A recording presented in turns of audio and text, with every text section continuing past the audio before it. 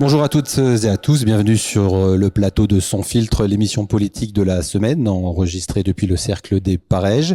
Une émission toujours organisée avec nos partenaires Orange et la maison Bianchi, ainsi que notre prestataire audiovisuel Wise Vision. Comme vous le savez, cette émission sera diffusée sur le site de la semaine, sur ses réseaux sociaux. Elle sera aussi disponible en format podcast et sera diffusée chez nos amis de Moselle TV. Et bien évidemment, elle fera l'objet d'un retour de notre hebdomadaire. Avec Aurélia Salinas, rédactrice en chef de la semaine, nous avons le plaisir aujourd'hui d'accueillir un nouveau député, le député de Moselle, Jérôme End. Bonjour Jérôme End. Bonjour à tous les deux. Êtes-vous bien installé ? On n'est pas trop mal.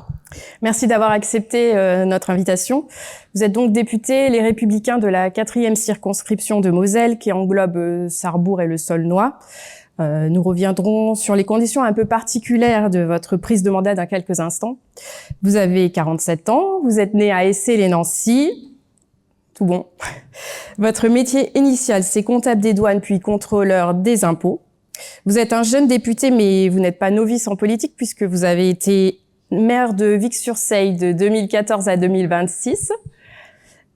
Président de la communauté de communes du Saulnois de 2020 à 2026. Vous y étiez aussi conseiller régional et président du parc naturel régional de Lorraine. C'est exact. Donc, lors des dernières municipales de 2026, vous vous êtes présenté à la mairie de Vic-sur-Seille. Vous avez été élu. Et pourtant, vous avez démissionné très peu de temps après pour devenir député à la place de Fabien Di Filippo. L'histoire est un peu compliquée, mais je crois que pour l'instant, je la raconte bien. Lui a fait le chemin inverse. Il a démissionné de son poste de député pour devenir maire de Sarrebourg. Et comme vous étiez son député suppléant, vous avez pris logiquement sa place à l'Assemblée nationale. C'est ça. Oui, c'est un parcours à peu près comme ça. Oui, parce que j'ai certes démissionné de mes fonctions de maire, mais je reste pleinement impliqué dans mon équipe municipale à Vic-sur-Seille aux côtés de la nouvelle maire qui était ma première adjointe. Et puis au sein du conseil communautaire du Saulnois, j'avais besoin de rester en proximité de mes concitoyens, tout en acceptant de prendre cette responsabilité effectivement de succéder à Fabien. Alors c'est un cheminement un peu particulier, hein, Aurélia l'a raconté. Voilà, vous vous présentez pour être réélu en tant que maire, puis vous démissionnez. Fabien Di Filippo fait l'inverse. Est-ce que a priori les gens vous font confiance, mais est-ce que vous pensez que ça apporte de la clarté un peu au débat politique, ce genre d'opération qui, vous allez nous l'expliquer et le justifier, mais est-ce que ça brouille pas un peu le message, l'image aussi qu'on peuvent avoir les citoyens du monde politique? Non, je pense surtout que ça montre la limite de la loi sur le cumul des mandats, tout simplement. En fait, vous demandez à un arbre de pousser. C'est-à-dire que moi, je me suis créé sur le terrain. Je suis d'abord un élu rural de terrain, de territoire. Je suis élu à l'âge de 22 ans, adjoint au maire dans une commune de 300 habitants. Ensuite, conseiller municipal dans une commune rurale périphérique de Charleville-Mézières. Parce que vous avez dit pour des raisons personnelles. Pour des raisons personnelles et familiales en 2008. Et puis ensuite, je vais revenir en Moselle et je vais prendre la mairie de Vic-sur-Seille en 2014 comme maire, devenir vice-président de la communauté de communes du Saulnois, puis être suppléant du conseiller départemental du canton du Saulnois, devenir suppléant de Fabien Di Filippo pour un premier mandat législatif en 2017, reprendre la mairie, la présidence de la communauté de communes, comme vous l'avez rappelé, en 2020, devenir conseiller régional en 2021, assumer la présidence du parc naturel régional de Lorraine. Et la loi sur le cumul des mandats vient un moment interrompre un petit peu cette construction de terrain. On peut pas être à la fois maire d'une ville et puis parlementaire. Alors, comme le disent certains, je ne serais pas aujourd'hui député s'il n'y avait pas eu la loi sur le cumul des mandats, dans la mesure où mon député peut-être aurait pu être député maire en étant maire de Sarrebourg. Tout dépend de la strate sur laquelle on veut s'entendre aussi sur le cumul. Est-ce qu'à partir de 10 000 habitants, est-ce qu'à partir de 15 000, 30 000 ou en dessous, on peut cumuler un poste de fonction exécutive. En tout cas, maire de Vic-sur-Seille, 1400 habitants, et être député maire n'aurait pas été quelque chose d'impossible. Et donc, c'est pour ça que j'ai quand même fait le choix, dans la construction de ce modèle qui s'est imposé à nous, de rester au sein de mon conseil municipal ou de mon conseil communautaire, pour garder un minimum mes racines, une proximité par rapport à mon territoire, par rapport aux enjeux de terrain, la proximité des concitoyens, et j'ai rendu mon mandat de conseiller régional et donc de fait mon mandat de président de parc naturel régional de Lorraine. Ce choix que vous faites de devenir député et donc de ne plus être maire, il y en a, la plupart des élus font le choix inverse, ils choisissent plutôt d'être maire parce qu'ils veulent rester en contact. Ce que vous venez de dire, pourquoi ce choix-là? Qu'est-ce qui s'est passé dans votre tête? J'imagine que ça a été une décision difficile à prendre, que vous avez pas mal gambergé. Oui, c'est pas une décision qui était extrêmement facile pour moi, mais bon, ça fait 25 ans que je me suis construit en mandats locaux. Avoir l'opportunité d'une expérience parlementaire, d'autant plus que je suis quand même juriste de formation, puisque je suis issu de la faculté de droit de Nancy, était quelque chose qui était forcément une opportunité qu'on ne refuse pas par rapport à ce cheminement qui a été fait.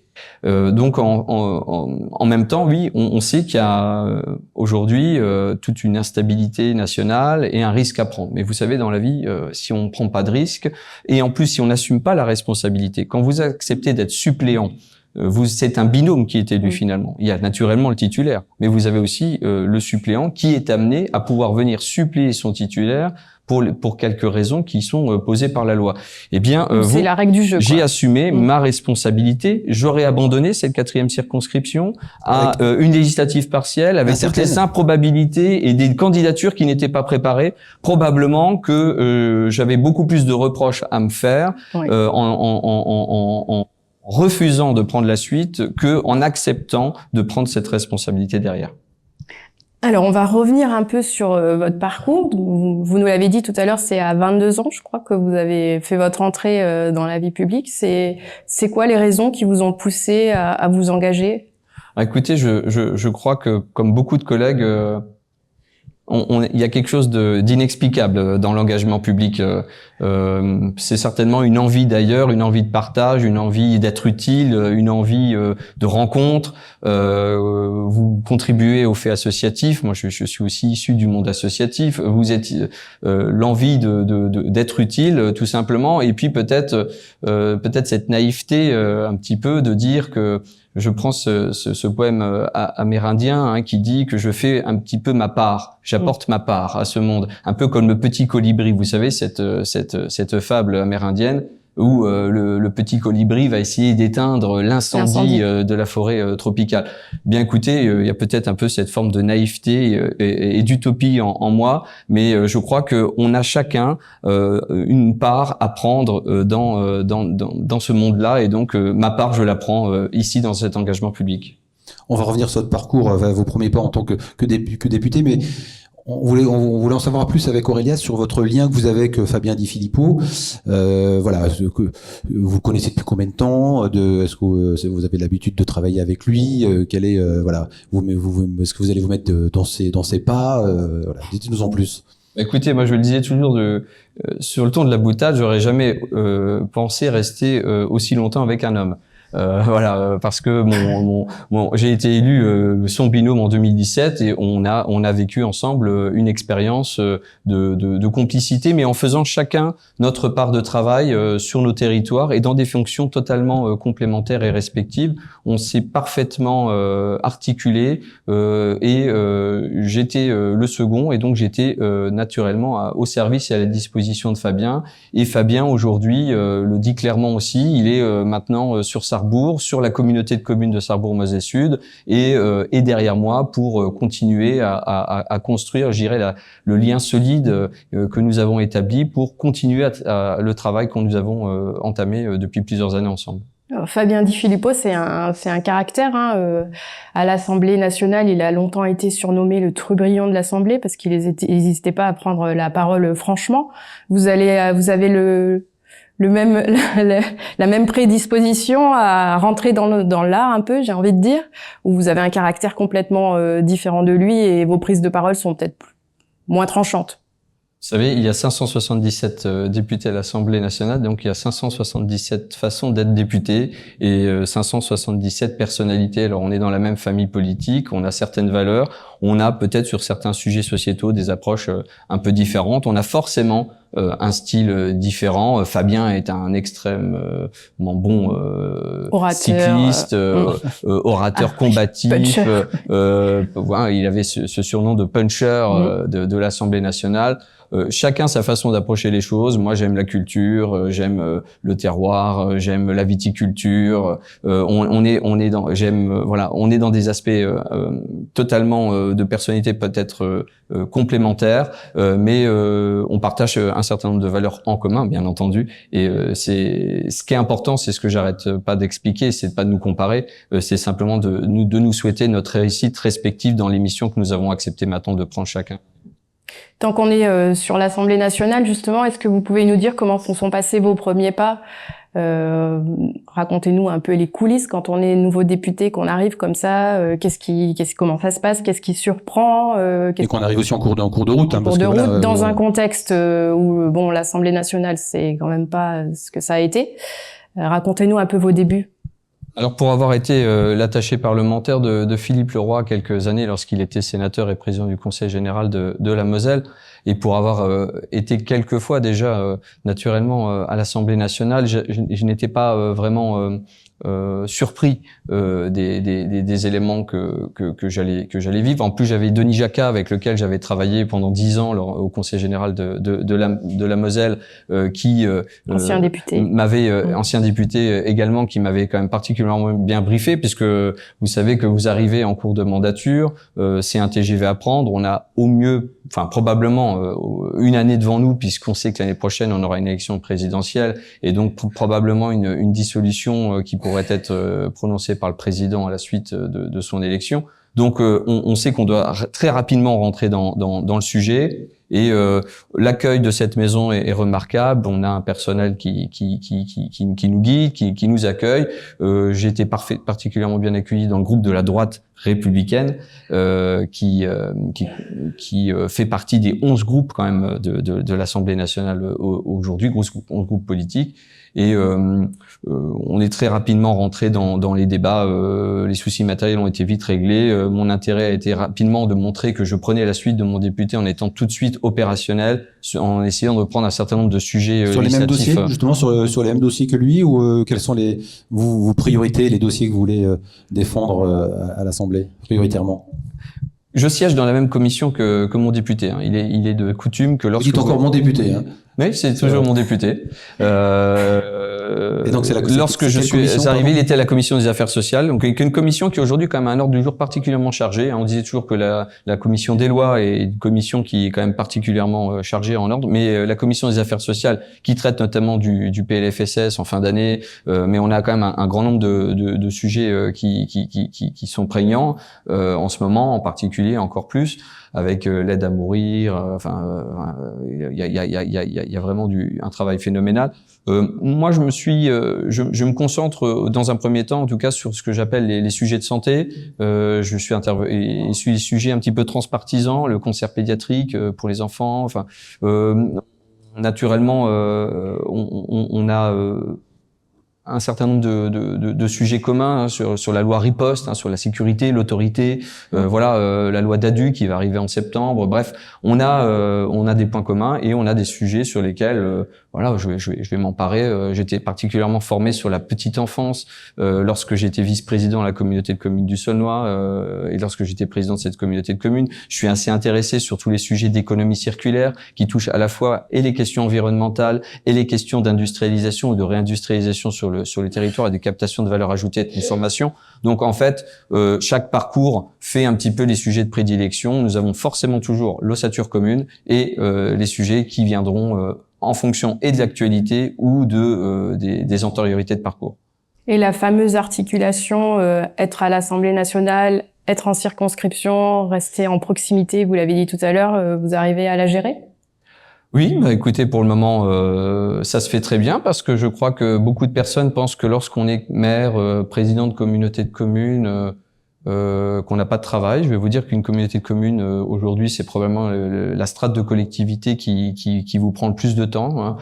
Et je ne volais pas mes 70 heures d'amplitude semaine entre le parc naturel régional de Lorraine, la communauté de communes du Saulnois et la commune de Vic-sur-Seille, plus le mandat de conseiller régional. Donc en fait, le rythme, je l'avais déjà. L'organisation est un petit peu différente. On fait 2 à 3 jours à Paris, mardi, mercredi, jeudi. Je prends mon TGV à Sarrebourg, en gare de Sarrebourg. C'est essentiel pour moi parce que quand on a la chance d'avoir un arrêt TGV sur sa circonscription, eh bien le député doit être le premier à montrer l'exemple et donc on s'organise ainsi. Et quand on a quand même la circonscription de Moselle, la plus grande en surface géographique, parce qu'on va de Dabo. Vous avez parlé tout à l'heure du pays de Sarrebourg, mais c'est bien le pays de Phalsbourg, Sarrebourg, le pays du Saulnois, et également l'ancien canton de Gros-Tanquin, qui est à cheval donc sur la communauté de communes, la communauté d'agglomération de Saint-Avold, et également la sous-préfecture de Forbach. Donc cette circonscription, c'est 261 communes, c'est-à-dire 36% des communes de Moselle.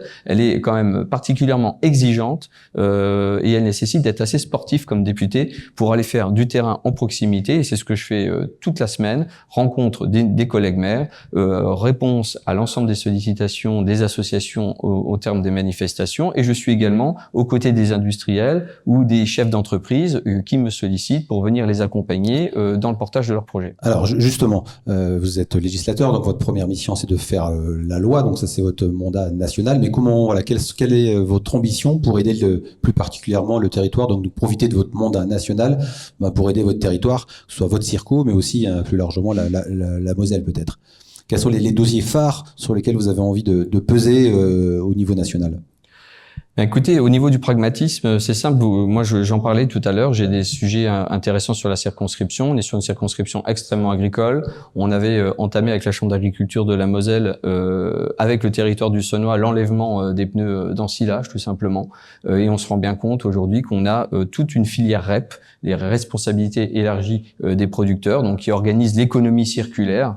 Les producteurs produisent par exemple des pneumatiques. Vous payez des éco-contributions. Cette éco-contribution, elle doit organiser l'ensemble de la filière du moment où le pneu est produit jusqu'à la fin, son recyclage, sa revalorisation. On se rend compte aujourd'hui que toutes ces filières REP sont toutes construites sur un bon principe et en pratique, parce que vous êtes sur le terrain, vous voyez les dysfonctionnements qui se traduisent, où vous avez un projet de réindustrialisation, par exemple, à Dieuze, avec Resource Recovery France, où on veut travailler sur de la pétrochimie autour du pneu. C'est pas simplement que du granulat de pneu, c'est de l'huile de pyrolyse avec des revalorisations sur Carlin, avec Total. Enfin, il y a des débouchés. C'est la poudre noire de carbone, c'est le recyclage des carcasses de pneus avec le groupe Michelin, dans les nouveaux pneus. Donc bref, il y a des enjeux. Et on se rend compte que la filière REP, elle est désorganisée ou qu'il y a des abus. Et donc, en fait, moi, mon objectif, qu'il s'agisse pour l'industrialisation, qu'il s'agisse pour les pneus d'ensilage agricole où les conditions sont pas faites, eh bien, c'est de montrer et d'être en lien avec les cabinets, avec les conseillers ministériels, avec les ministres, avec Mathieu Lefebvre, le ministre de la Transition écologique, avec Sébastien Martin, le ministre de l'Industrie, ces conseillers, de façon à montrer, dénoncer les dysfonctionnements et continuer à mettre la pression et mettre les acteurs du terrain en relation avec les conseillers pour que nous puissions progressivement apporter les réponses qui sont demandées. Donc là, vous voyez déjà une différence, je veux dire, lorsque vous intervenez auprès des cabinets ministériels, voilà, lorsque vous vous présentez auparavant Jérôme Haine, maire de Vic-sur-Seille, président de la Comcom, et Jérôme Haine, député, voilà, on vous répond plus facilement, les mails reviennent, c'est plus facile d'avoir des réponses de mails ou d'appels téléphoniques. Oui, parce que à Paris, ce qui est important, c'est naturellement d'être dans l'hémicycle pour faire la loi, voter la loi. Mon côté juriste aime beaucoup la relecture des amendements, mais c'est surtout aussi tout le réseau qu'on va réussir à construire. Non, c'est toutes les réponses à laquelle toutes les invitations à laquelle vous êtes capable de prendre. Donc c'est pour ça que l'activité est dense sur Paris. C'est les petits déjeuners, c'est les déjeuners, c'est parfois des dîners de travail où vous allez répondre sur certaines problématiques, sur certaines thématiques. Je suis allé par exemple sur un dîner de travail avec les producteurs de fruits, de légumes, tomates, concombres, parce que notamment nous avons le projet sur le territoire du Saulnois avec Vic-sur-Seille de la plus grande ferme aquaponique de l'Est de la France. Et donc à partir de là, vous prenez encore des relais utiles pour aider le porteur de projet et en lien avec le conseiller de la ministre de l'Agriculture, Annie Genevard, on va essayer aussi de regarder dans la loi ce qu'on peut faire, parce que vous savez que parfois vous avez des dispositifs qui s'attaquent à la pisciculture, vont accompagner la pisciculture, d'autres qui vont accompagner le maraîchage, mais on est incapable d'accompagner l'aquaponie parce que l'aquaponie c'est le mix des deux et qu'on sait pas faire. Donc quand il y a un trou dans la raquette, c'est là que faites les témoignages que vous apportez par votre connaissance du terrain et que vous rapportez à Paris vous permettent d'essayer de re-rentrer les sujets pour pouvoir les accompagner au mieux. Est-ce qu'on peut revenir un peu à Vic-sur-Seille? Tout à l'heure, vous disiez mon député en parlant de Fabien Di Filippo. Est-ce qu'il vous appelle toujours Monsieur le maire, les Vicois? Ça arrive et je vais pas les contrarier parce que c'est toujours plaisant. Je suis au moins, j'ai pas envie d'être le maire forcément encore honoraire parce que j'ai 47 ans et que on ne sait pas ce que la vie nous réservera demain. Mais en tout cas, oui, il m'appelle Jérôme ou il m'appelle Monsieur le député ou il m'appelle Monsieur le maire. Je suis toujours heureux en tout cas de voir qu'ils me voient en proximité à leur côté. Et que aujourd'hui ils ont une forme de fierté et ils me le témoignent quand ils me croisent en me disant on vous a vu à la télévision, on a regardé votre intervention. Il y a une forme de fierté de territoire qui s'exprime et ça vous porte parce que les doutes ils sont nombreux et donc forcément avoir le sentiment qu'un territoire vous porte, c'est quelque chose qui vous donne une énergie au centuple pour vous investir tous les jours. Vic-sur-Seille, c'est un village un peu particulier en Moselle. Bon, il est déjà très charmant, mais c'est le village de Philippe Leroy, l'ancien président du Conseil général. Donc, vous lui avez succédé directement en 2014, c'est ça? Ou il y a eu une étape intermédiaire? À Vic-sur-Seille, c'était un petit peu compliqué. Philippe Leroy est maire jusqu'en 2001. C'est le maire qui a été le plus longtemps maire sous la Ve République et peut-être même le plus longtemps maire de Vic-sur-Seille puisqu'il a été élu 20 ans maire. Il a mis beaucoup de temps à devenir maire. Il s'est présenté en 1971, il s'est présenté en 1977, il s'est présenté en 1980 et c'est à partir de 1981 qu'il réussira à devenir maire en étant devenu conseiller général du canton de Vic-sur-Seille en 1979, l'année où je suis né. Très obstiné, Philippe Leroy. Donc très obstiné et c'est vrai que moi j'ai eu la chance d'arriver tout de suite maire, mais entre lui et moi, nous avons eu deux maires, un de ses adjoints qui avait été maire en 2001 jusqu'en 2008, qui avait été battu par celui que j'ai moi-même battu en 2014. Vous avez une forme d'héritage? Votre relation avec Philippe Leroy, elle était comment? Est-ce que vous savez, j'ai une forme d'estime et d'affection et pour Philippe Leroy et pour Denis Jacquat. Les deux m'ont apporté chacun différemment. Philippe Leroy m'a repéré, m'a mis le pied à l'étrier, il m'a ouvert les portes de Metz. Et il me disait toujours la Moselle c'est Metz, Jérôme. Et le président du département actuellement dit pas ça. Et Denis Jacquat a été un guide extraordinaire et m'a ouvert beaucoup plus de portes encore. Et donc les deux, naturellement, j'ai une estime pour les deux de la même façon. Donc on va se déplacer sur le terrain national. J'allais dire, mais avant encore un ou deux sujets régionaux. Donc il y a un dossier qui passe aussi d'ailleurs qui va passer par le Parlement, mais qui est déjà passé par le Parlement. C'est la question de l'autonomie entre guillemets de l'Alsace et de la sortie de l'Alsace du Grand Est. Qu'on a compris qu'a priori tout se jouera certainement après la présidentielle et les législatives qui devraient suivre. Ce sera donc la future majorité du pays qui décidera du sort en quelque sorte du Grand Est. Mais certains essayent d'anticiper, et c'est le cas justement du président du département de la Moselle, Patrick Weiten, qui récemment, au début de semaine, a fait passer le message que si des fois, pas par hasard, mais si l'Alsace arrivait à ses fins, il faut s'y préparer et il faut se préparer à reconstituer l'échelon régional lorrain. Que pensez-vous de cette sortie? Est-ce que vous pensez que Patrick Weiten a raison? Vous savez, les grandes régions, enfin les régions telles qu'elles sont maintenant découpées depuis 2015, on les attendait pas, on les souhaitait pas forcément. Elles ont été un peu imposées dans leur format et dans leur configuration. Et on doute aujourd'hui de savoir si elles ont réussi réellement à faire des économies d'échelle telles qu'elles s'étaient fait, parce que dans un premier temps, quand vous fusionnez les régions, ça a été un lissage des systèmes d'information entre les trois anciennes régions, Champagne-Ardenne, Lorraine, Alsace. Ça a été aussi un lissage vers le haut, je dirais socialement, de l'ensemble des agents, des votre point de vue déjà, c'est de réussite ou pas? Avant que vous savez, votre argumentaire. Vous savez, moi, je suis un pragmatique. Une collectivité, elle marche à partir du moment où vous avez d'abord un bon projet politique, une bonne équipe politique. Le politique doit faire le projet et l'administration doit mettre en œuvre le projet. Donc il faut qu'à un moment qu'il n'y ait pas de confusion des genres. Et quand il y a confusion des genres et que tout le monde n'est plus dans son rôle, c'est le dysfonctionnement. C'est le dysfonctionnement dans une commune, c'est le dysfonctionnement dans une intercommunalité, c'est le dysfonctionnement dans une région. Donc moi, vous savez, c'est pas tellement le périmètre, même si le périmètre est suffisamment grand. L'organisation, elle est aujourd'hui structurée.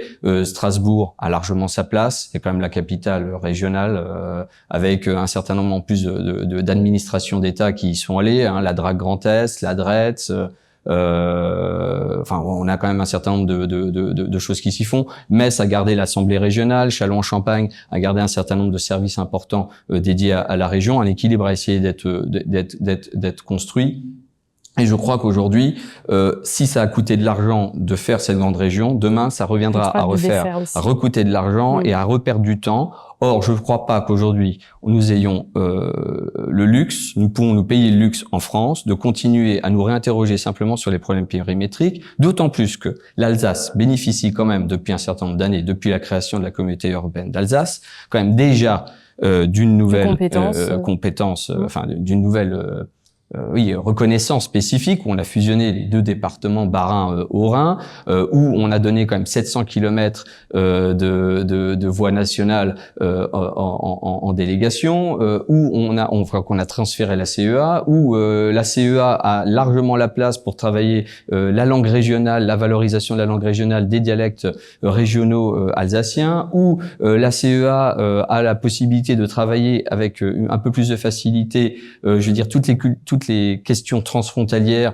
avec ses voisins allemands ou suisses. Bref, on n'est pas pressé. Et demain, revenir sur un découpage, ça veut dire on revient sur l'ensemble des découpages en France. On va pas simplement s'occuper du cas alsacien. Si j'ai voté contre le texte sur la Corse cette semaine, c'est pas pour rien. Enfin, pour moi, j'estime que la République, elle est une et indivisible. On adore la Corse. La Corse a ses spécificités. Elle a également aussi déjà une administration qui est organisée différemment.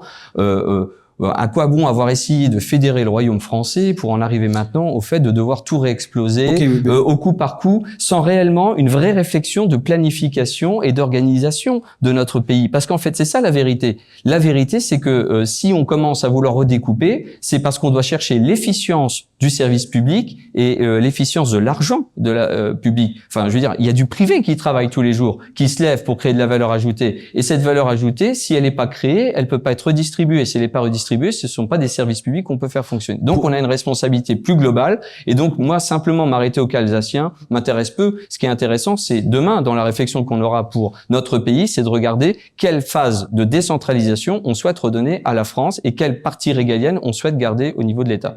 Pour autant, si demain, notamment le RN venait à gagner, à accéder à l'Élysée et avoir une majorité à l'Assemblée, il se peut que ce projet de sortie de l'Alsace aboutisse. Et dans ce cas-là, certains, donc je le redis, voilà, dont Patrick Weiten, se préparent éventuellement à se repositionner. Donc je repose ma question, est-ce que vous donnez raison ou pas à Patrick Weiten de lancer le sujet?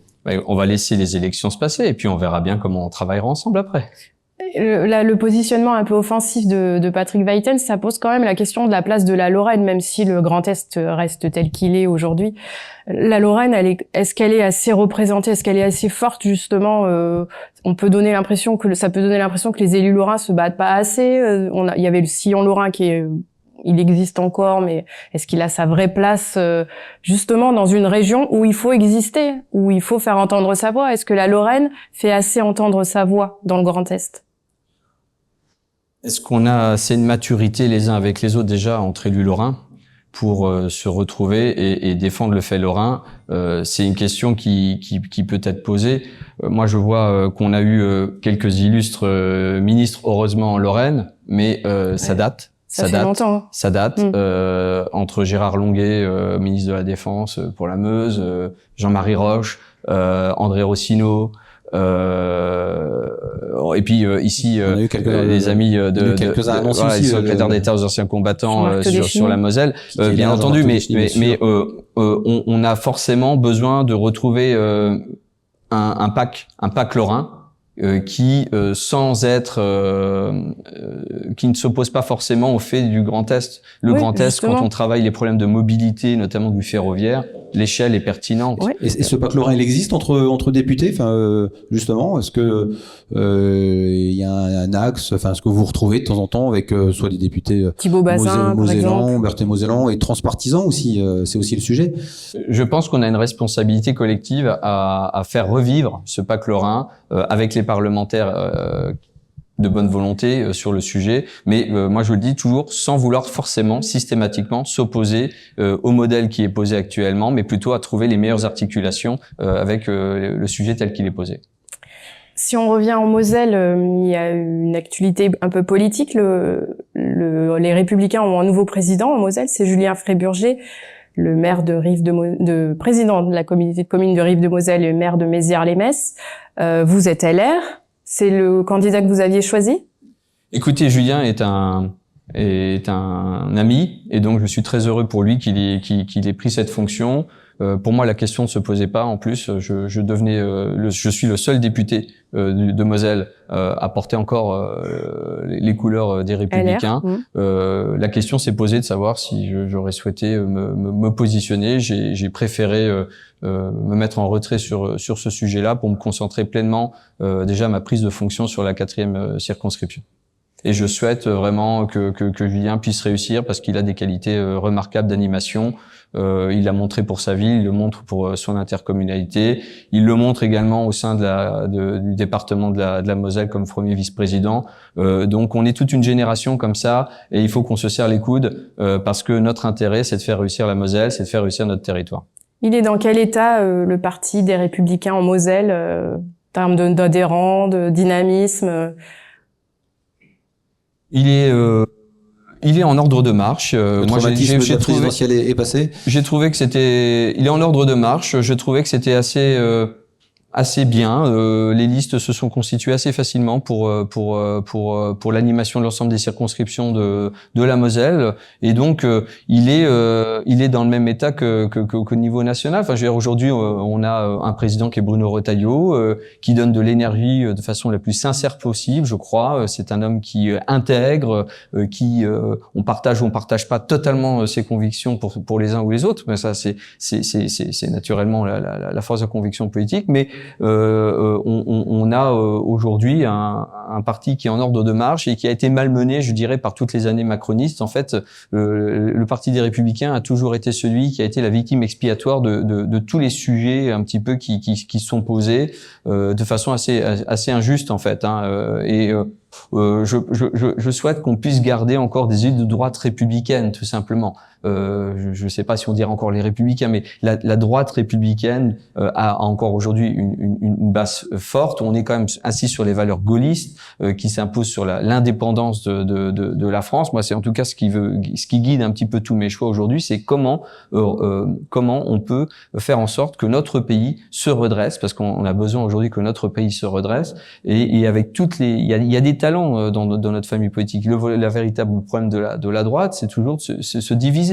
Et à un moment, quand arrivera l'élection présidentielle, moi je regarde aussi David Lisnard qui est dans la droite républicaine, président de Nouvelle Énergie, qui était également jusqu'à peu encore dans le Parti des Républicains, qui aussi quelqu'un d'assez frais dans son discours et qui pose à peu près les mêmes orientations que ce qui était proposé avec Bruno Retailleau, avec des nuances propres à chacun. Mais en tout cas, on a la possibilité, je crois, à la fin de l'année, quand les choses seront un peu décantées, de pouvoir garder la foi. On a des personnels de qualité, des gens sincères, des gens qui connaissent les choses, et j'espère qu'on arrivera à déclencher une petite flamme pour accélérer en vue de la présidentielle. On est bien sur la présidentielle et sur le candidat qui sera candidat LR pour la présidentielle. Donc vous dites on va attendre, c'est pas spécialement Bruno Retailleau, si je vous entends bien, mais on va attendre un peu ce que vont dire les sondages en fin d'année, c'est ça?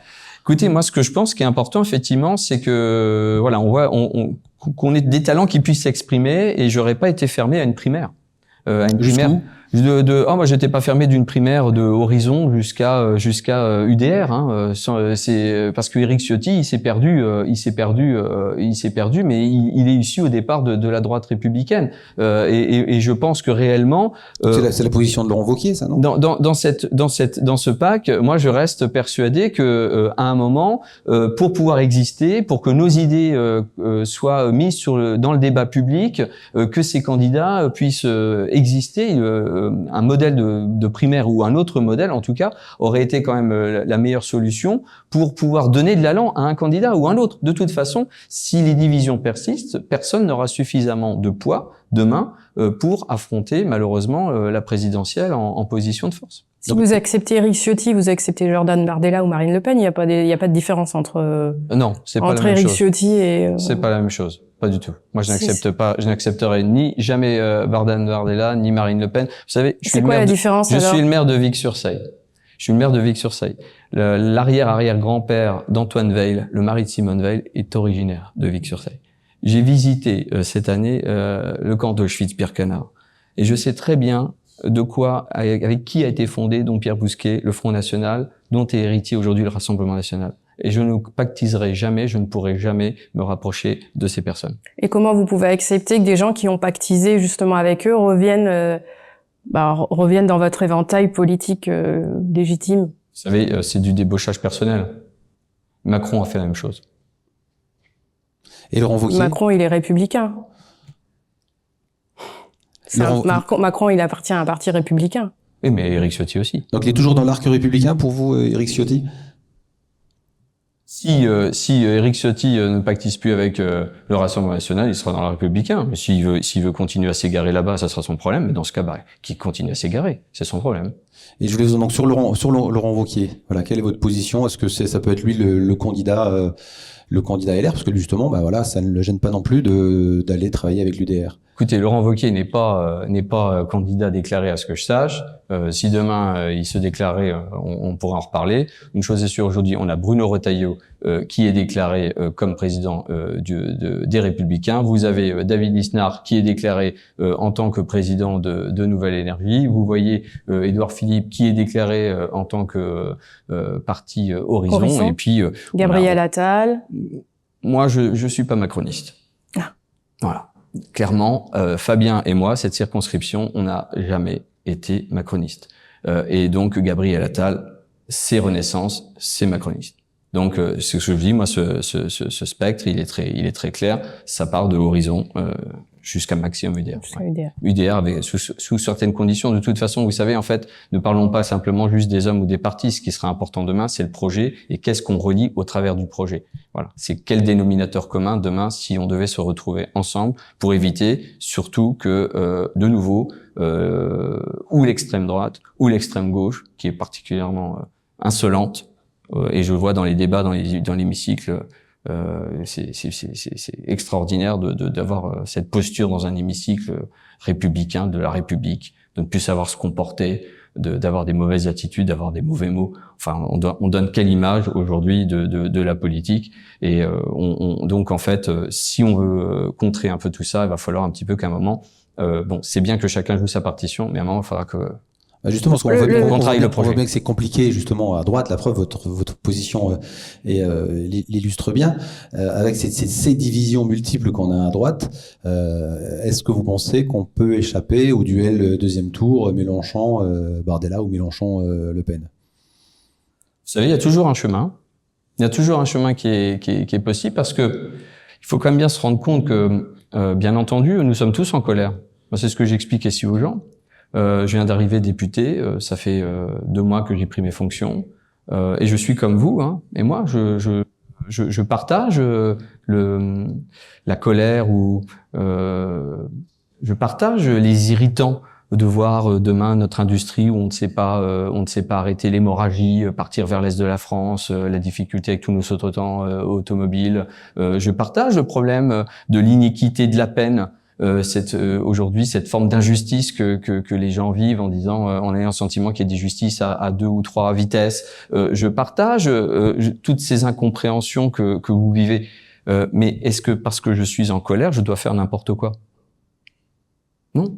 Donc en fait l'idée c'est quand même un moment de se dire qu'on peut essayer de se remettre autour de la table, autour d'un projet, et essayer de se dire aussi qu'on a besoin de se réconcilier, de se rassembler, parce que la France va vieillir.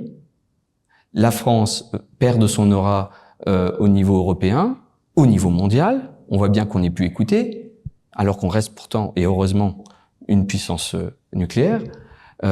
Et donc on a besoin de se rassembler. Parce que qu'est-ce qu'on veut demain? L'insurrection. Parce que la vérité c'est ça. Demain, vous avez ou Jean-Luc Mélenchon, ou Marine Le Pen, ou Jordan Bardella qui passent au pouvoir, avec une majorité, vous aurez forcément une contestation de ces deux du bloc opposé qui risque de tirer vers la violence, vers l'insurrection. Donc vous craignez ce climat, le mot est fort, hein, même si vous employez le terme d'insurrection, mais vous craignez un déferlement, une libération. Écoutez, il suffit d'une victoire du PSG pour déjà avoir de la violence. Alors imaginez le reste. La victoire du PSG en Ligue des Champions, c'est une fête. Alors là, ça va pas être une fête pour ceux qui vont perdre l'élection au moment-là. Donc, imaginez un peu le comportement qui pourrait se dérouler. On a besoin, à un moment, quand même, d'en avoir conscience. Et donc, je pense que les Français ont aussi conscience de ça.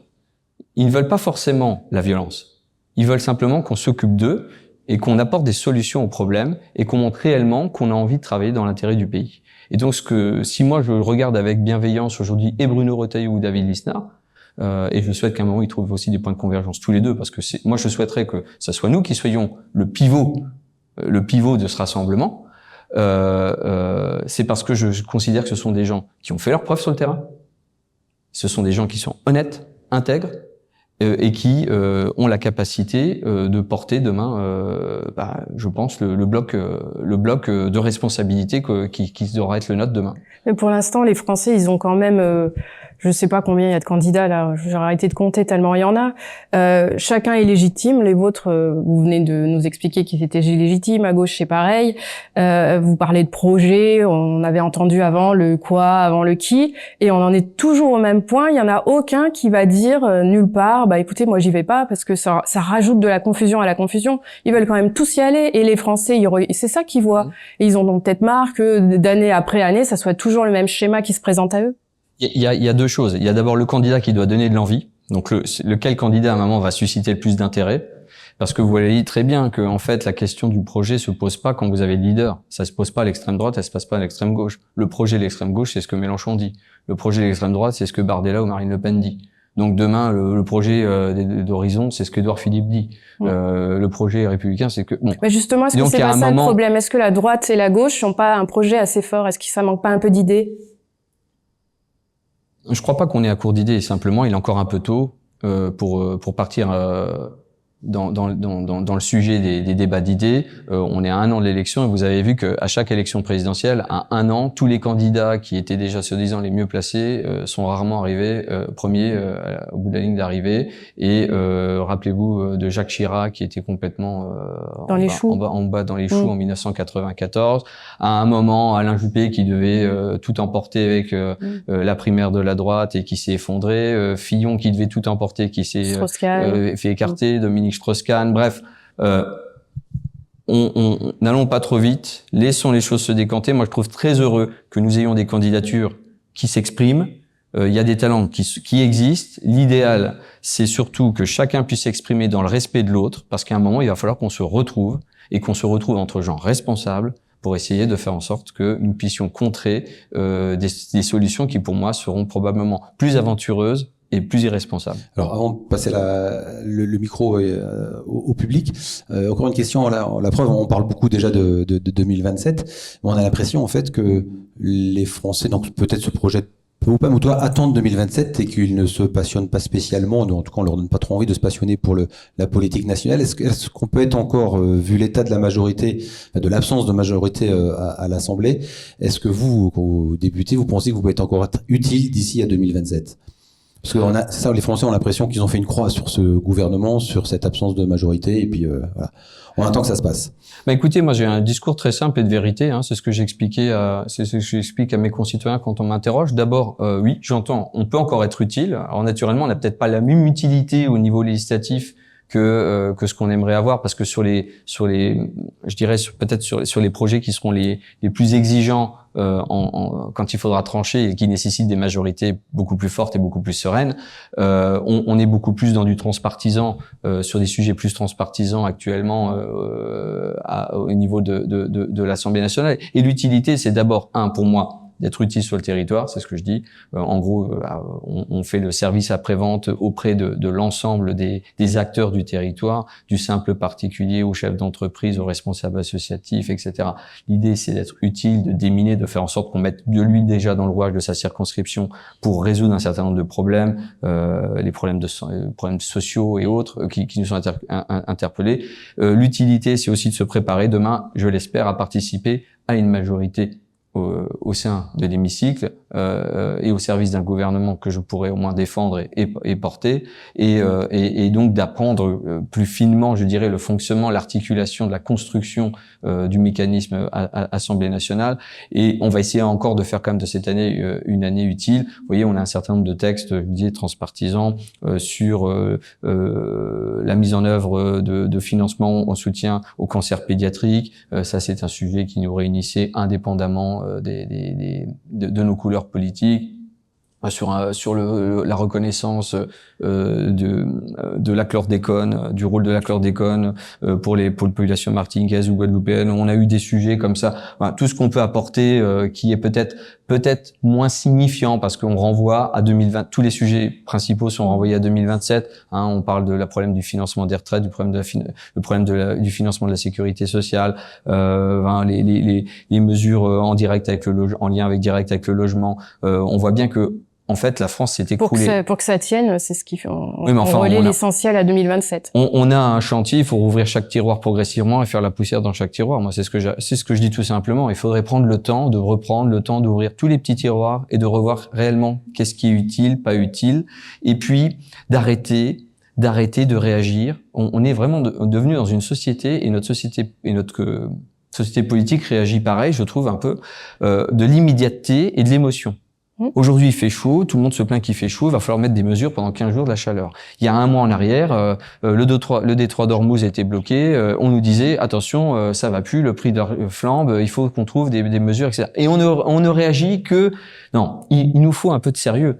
Il faut qu'on revienne à un véritable recul avec de la planification. Et pourtant, je me demande à quoi servit le travail du haut commissaire au plan que nous avions eu, qui a été Premier ministre, parce que je n'en vois rien ressortir, alors qu'il nous faut de la planification sur tous les enjeux majeurs qui concernent l'énergie, la santé, l'environnement, c'est-à-dire l'eau, l'air, parce que on sait très bien que on est la défense. Enfin, il faut qu'on ait un outil de planification et de révision de nos politiques publiques qui nous permettent de chercher l'efficience de l'argent public.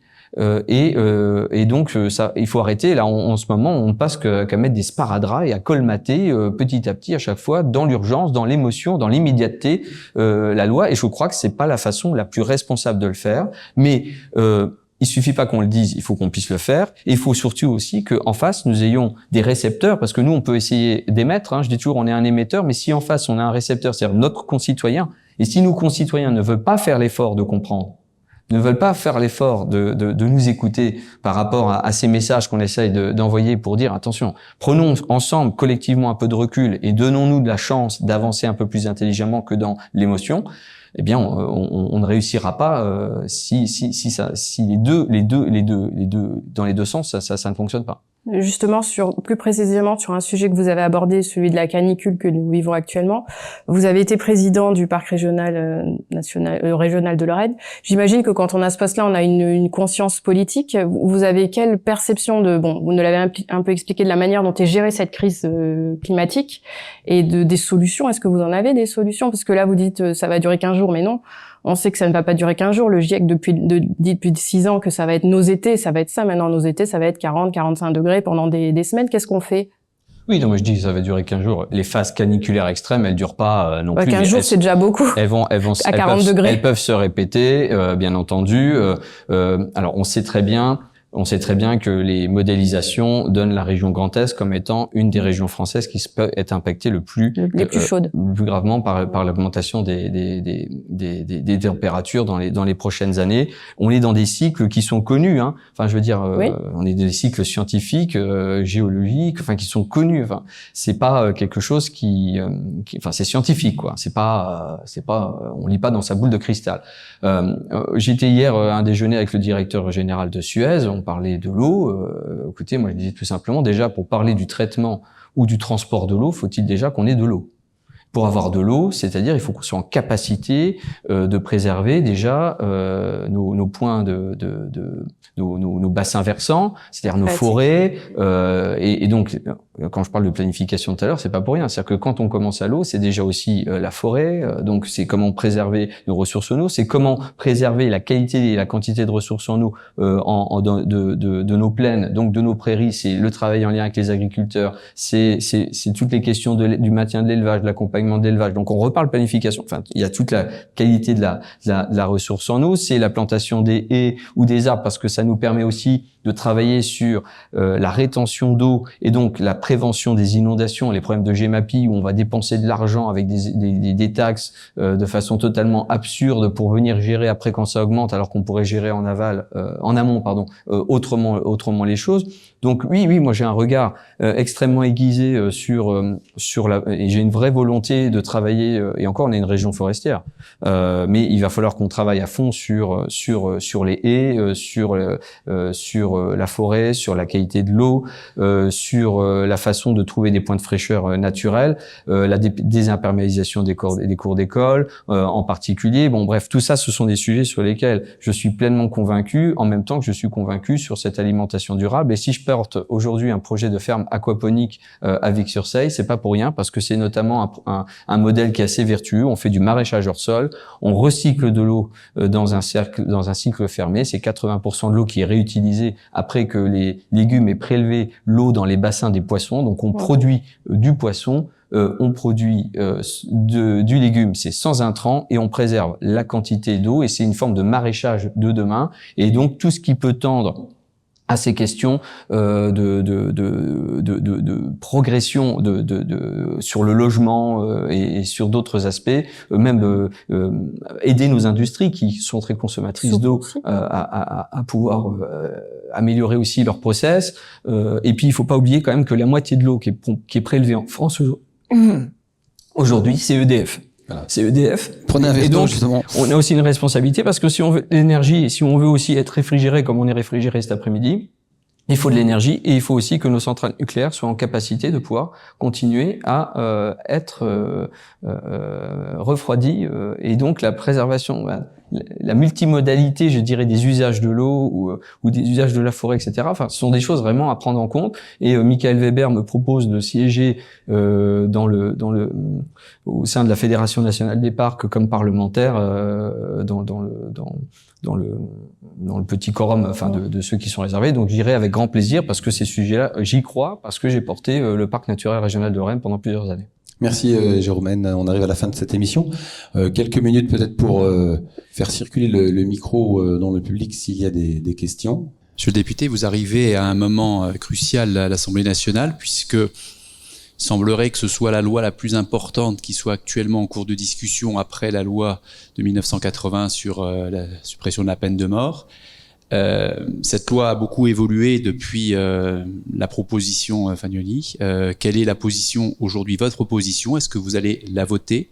Est-ce que vous pensez que le 15 juillet, l'Assemblée nationale votera la loi sur la fin de vie, qui est une des lois les plus importantes dans notre système législatif aujourd'hui? vous n'en avez pas parlé.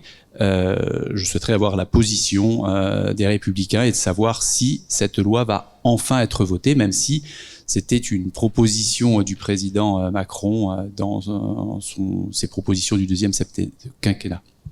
Merci. C'est une excellente question. Il y en aura au moins une. Il y en a eu plusieurs. C'est une excellente question. Vous savez, je vous ai parlé tout à l'heure de Simone Veil, puisque nous avons baptisé une rue Antoine et Simone Veil à Vic-sur-Seille, et j'avais accueilli Pierre-François et Jean Veil, ses 2 enfants, ainsi que la petite sœur d'Antoine Veil pour l'inauguration de la rue. Simone Veil, j'ai parfois le sentiment que cette loi me rappelle un peu le combat de Simone Veil sur l'IVG.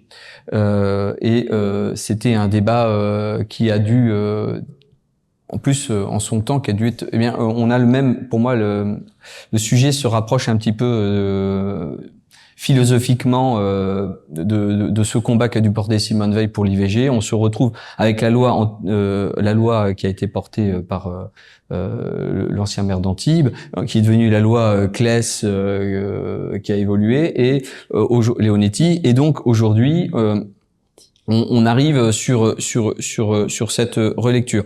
Alors, il n'y a pas de position du groupe de la droite républicaine officiellement.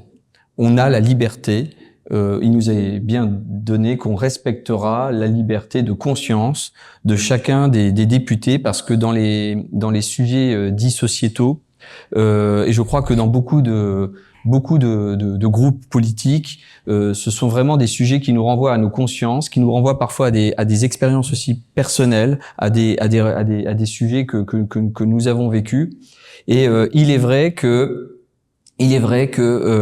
j'évoluais pendant le fil des discussions. Au fil des discussions. Ce que je regrette un peu, c'est que on a déposé un certain nombre d'amendements qui étaient acceptables, qui n'auraient pas empêché, je dirais, la loi d'aboutir avec la droite républicaine. Pour certains, hein, je ne parle pas de tout, mais on a certains. Et ce qui est un petit peu dommage, c'est de se retrouver avec une forme de refus systématique. Moi, je l'ai vécu en commission des affaires sociales. Nous ne passions aucun amendement. C'est la loi comme elle est, et puis c'est tout. À quelque chose près, avec quelques amendements qui ont été passés par la gauche et les fistes. Mais sur le sujet, il est encore en cours de débat à l'Assemblée nationale. Il y a encore des 1500 amendements. Et donc beaucoup de débats qui vont se passer pendant les prochains jours. Je ne veux pas encore vous donner ma position officielle, mais vous dire que j'ai une évolution, en tout cas depuis que je partage quand même les débats et que je relis le sujet. Quelle est l'évolution Et donc, non, ce que je vais faire, parce que vous savez qu'un député représente le peuple. Vous êtes représentant du peuple. Je vais sonder ma circonscription. Parce que je considère qu'un député n'est pas non plus qu'un sachant. Je dois représenter.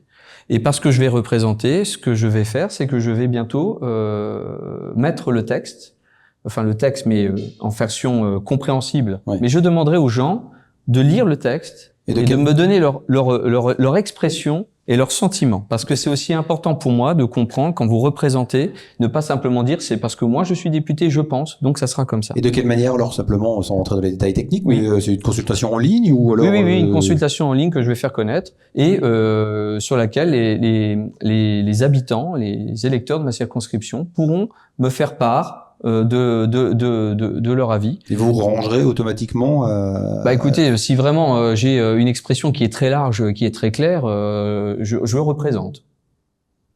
Très bien. Une initiative intéressante et merci de nous la donner, peut-être en avant-première. En tout cas, j'ignorais que vous aviez cette ambition-là. Une deuxième question, oui, monsieur Devant. Monsieur le député, moi j'ai une question un petit peu plus centrée sur la Moselle, suite aux récentes actualités qu'on a eues en début de semaine. Il y a certains élus, maires de Moselle et parlementaires, notamment sénateur Mison et député Belhaddad, qui se sont rendus en préfecture pour aborder avec les services de la préfecture les occupations illicites des gens du voyage et les incivilités. Voilà, moi j'aurais aimé connaître votre position par rapport à cette problématique-là, avec votre expérience de maire pendant 12 ans, président de la Comcom, dont la commune de Gros-Tanquin, qui fait partie de la Comcom. Quels seraient les moyens à actionner pour régler ce problème-là, pour avancer sur ce sujet et réduire les tensions avec les habitants et avec les élus des communes de Moselle? Et effectivement, ça touche tout l'Hexagone. Oui, encore une très bonne question. J'ai rencontré il y a 15 jours le cabinet de la ministre déléguée auprès du ministre de l'Intérieur pour évoquer avec eux la question des gens du voyage et en particulier déjà la question sensible du rassemblement évangélique de Gros-Tanquin qui n'aura pas lieu cette année comme le gouvernement s'en était engagé, mais qui n'est jamais insusceptible de pouvoir revenir si d'autres solutions n'étaient pas trouvées, contrairement aux engagements qu'ont pris chacun des élus. Alors une fois c'était un premier ministre, la dernière fois c'était quand même le ministre de l'Intérieur Bruno Retailleau qui avait donc indiqué chercher un terrain pour permettre définitivement de trouver une solution sur la question de ce rassemblement évangélique et donc des pistes sont trouvées. On a eu des fuites d'ailleurs du côté des Vosges avec un terrain qui pourrait parfaitement faire l'affaire et donc naturellement moi je suis particulièrement vigilant. J'ai remis d'ailleurs un courrier au Premier ministre en main propre au Premier ministre Lecornu dans la foulée de cette rencontre pour vraiment leur dire toute ma vigilance et ma détermination à ce que les paroles soient tenues et à partir du moment où il y avait des pistes qui étaient faites à faire en sorte que le gouvernement accélère sur ces pistes avant que nous nous retrouvions en phase présidentielle et éventuellement avec des changements de parole. Enfin, c'est quand même une catastrophe. Effectivement, moi je le vois en tant qu'élu communautaire, enfin comme président de Comcom ou même maire. On fait des aires d'accueil des gens du voyage. Je pense qu'il faut qu'on soit moins exigeant sur ce qu'on réalise. Un terrain et un point électrique et un point d'eau. Puisque généralement on le sait, les sanitaires qui sont aménagés ne sont pas utilisés, ils sont même démontés, déconstruits. Enfin bref, c'est un carnage sans cesse. Et en fait, on donne encore le sentiment à nos concitoyens qu'on met de l'argent en l'air. Je ne veux pas ostratiser les gens du voyage. Ils ont parfaitement le droit de se déplacer. C'est une communauté qui a le droit d'avoir sa place, etc. Donc pas de difficulté, mais simplement je pense qu'il faut que au niveau des normes de nos aires d'accueil, du schéma d'aires d'accueil, on fasse des choses très simples. Et puis il faut aussi que derrière les occupations illicites, on ait quand même une véritable sanction qui puisse être appliquée, ou en tout cas une réparation financière. Pas plus tard que la semaine dernière, à Chambray, sur mon territoire, nous avions une occupation illégale sur l'ancienne gare, salle des fêtes de la petite commune, qui a donc dû annuler, avec son association Foyer Rural, son feu de Saint-Jean, qui a donc dû voir l'annulation du week-end qui suivait, le mariage qui était réservé. Pourquoi ? Parce qu'avec tous les excréments et donc la pollution sanitaire autour du site, c'était strictement impraticable, strictement infernal. Donc, devoir restituer un site propre après l'avoir occupé de façon illicite, ça serait la première des choses. La deuxième chose, c'est-à-dire que vous, quand vous construisez une maison, vous faites une démarche pour avoir un raccordement Orange ou un raccordement Enedis, vous allez mettre 3 semaines, 4 semaines, si tout va bien. Eux, il n'y a pas de difficulté. Ils arrivent, ils ont le raccordement Enedis dans l'heure qui suit, parce qu'ils ont réussi à tout faire. Et le problème, c'est qu'ils ont démantelé tout le schéma de circuit électrique. Enfin, ils ont tout touché et ils repartent et tout est resté en l'état. Et qui va encore payer aussi la note de ces réparations? Donc, grosso modo, 2 choses à bien distinguer. Les occupations illicites sur lesquelles il faut que nous soyons très très fermes. D'ailleurs, j'ai défendu hier un amendement qui a été rejeté en commission des lois où je demandais aussi que en cas d'occupation illicite, l'ensemble des véhicules, comme en droit luxembourgeois, puissent être saisis mais on nous oppose le principe de constitutionnalité, d'inviolabilité du domicile et que la caravane est un domicile et donc il ne faudrait pas enlever la caravane.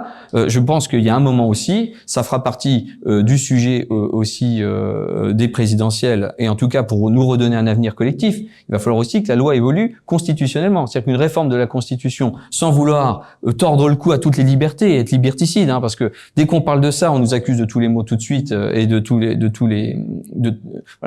les mauvaises pensées qu'on n'oserait pas prononcer. Non, simplement redonnons la possibilité aux législateurs et à la loi de se faire, parce que sinon c'est pas la peine de demain de venir voter dans l'urne pour n'importe quel candidat aux élections législatives, parce que quasiment toutes les lois qui essaieront de venir résoudre certaines choses un peu plus fermement, nous n'y arriverons jamais. Nous se retrouvons toujours opposés. Donc on a un vrai problème de notre positionnement, de notre loi aussi au regard constitutionnel et aux lois même. Et puis il va falloir qu'on regarde aussi comment on articule la France dans l'Europe et notre articulation avec les lois européennes. Les lois européennes, elles sont faites pour nous protéger dans un monde mondialisé, mais elles sont pas faites aussi pour nous empêcher d'apporter les réponses minutieuses, c'est-à-dire les meilleures réponses qui correspondent aux spécificités françaises.